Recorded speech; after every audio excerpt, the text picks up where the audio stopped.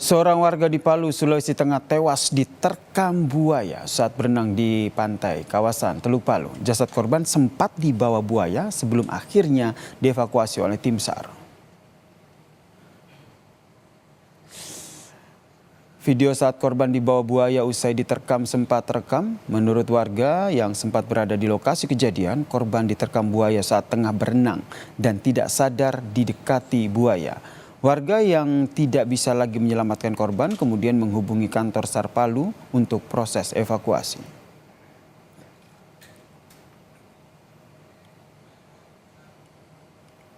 Nah, itu sekitar 10 meter lebih lah paling Dari korban. Jadi kami sempat teriaki, Pak, buaya, dia terdengar. Berapa posisi dia sementara berenang? Dia terdengar. Iya, Terus? begitu dia mungkin korban ini merasa ada gemercik air, dia angkat kepalanya. Begitu dia angkat kepalanya, buaya sudah di depan, langsung. Kepala Kantor Pencarian dan Pertolongan Palu menceritakan bagaimana korban dievakuasi. Tembakan sempat dilepaskan saudara untuk menakuti buaya yang membawa jasad korban. Tim penyelamat pun akhirnya berhasil mengevakuasi korban. Kakansar Palu mengingatkan warga bahwa pesisir Palu adalah habitat buaya sehingga harus lebih berhati-hati dan mengurangi aktivitas di lokasi tersebut.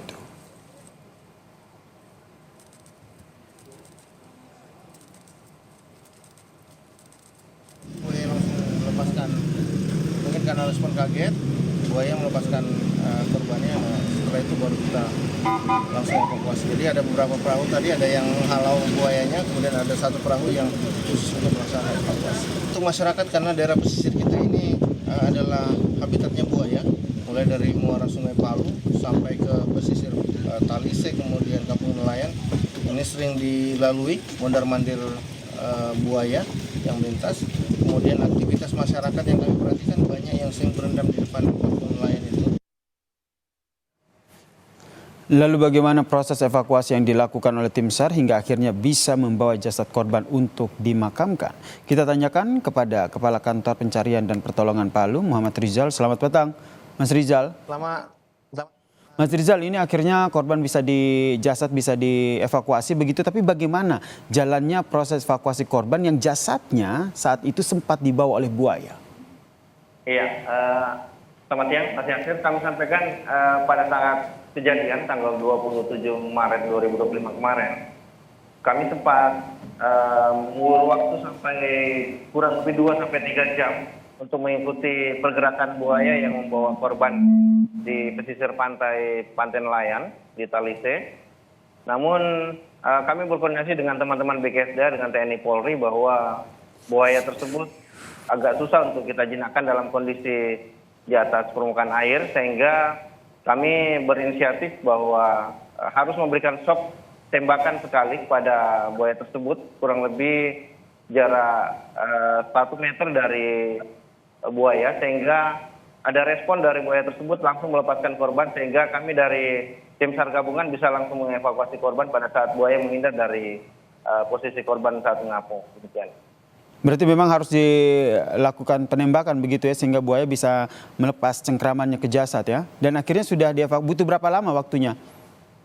Kami butuh waktu kurang lebih 3 jam untuk mengikuti pergerakan buaya tersebut, karena korban dibawa mondar-mandir ke kiri ke kanan di sekitar Kampung Nelayan, sehingga kami tidak bisa merespon untuk mengevakuasi korban tersebut, sehingga dilakukan satu tembakan untuk memberikan shock pada buaya tersebut, sehingga korban berhasil dilepaskan dan kita melaksanakan evakuasi. Nah, Pak Rizal, sebenarnya sudah dapat informasi terkait dengan awal peristiwa kejadian ini seperti apa? Iya, seperti yang disampaikan oleh warga bahwa kronologinya yang bersangkutan korban berenang di Pantai Nelayan. Di Kampung Nelayan tersebut merupakan satu tempat yang menjadi favorit di Kota Palu untuk warga berendam dan berenang. Namun dalam situasi yang berbeda, bahwa daerah tersebut adalah habitat buaya, dan pada saat yang bersangkutan berenang dalam kondisi yang sunyi, buaya tersebut melintas sehingga korban langsung disambar oleh buaya tersebut. Kalau memang di situ merupakan lokasi yang sudah merupakan habitat buaya, apakah memang sudah ada tanda ataupun peringatan bahwa area tersebut sebaiknya jangan digunakan oleh warga untuk berenang?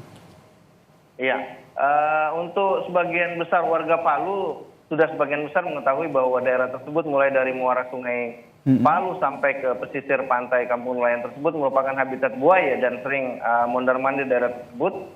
Semua warga sudah tahu dan papan pengaman pun sudah dipasang oleh teman-teman BKSDH. Bahkan patung buayanya sudah dibuatkan di pantai tersebut, namun masyarakat masih beraktivitas di lokasi tersebut. Bukan hanya aktivitas nelayan, tapi aktivitas berendam pariwisata yang cenderung berenang di sana, sehingga mungkin antisipasi yang perlu dilakukan adalah monitoring kepada teman-teman atau warga masyarakat yang melaksanakan kegiatan wisata di sana, Pak. Ini daerah wisata, kalaupun iya, setelah kejadian ini apa yang akan dilakukan sehingga memang kejadian ini tidak terulang lagi? Iya, ini dianggap sebagai salah satu tempat wisata karena favorit. Banyak warga yang berasumsi bahwa dengan berendam air laut di lokasi tersebut, banyak penyakit yang bisa disembuhkan sehingga jadi favorit untuk berenang, berendam.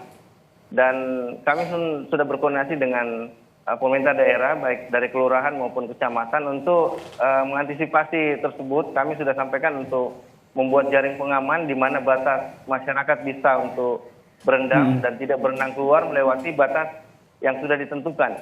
Dan kami bersepakat untuk menyiapkan satu tim lifeguard yang standby di lokasi tersebut untuk mengawasi pergerakan masyarakat yang beraktivitas di pantai tersebut.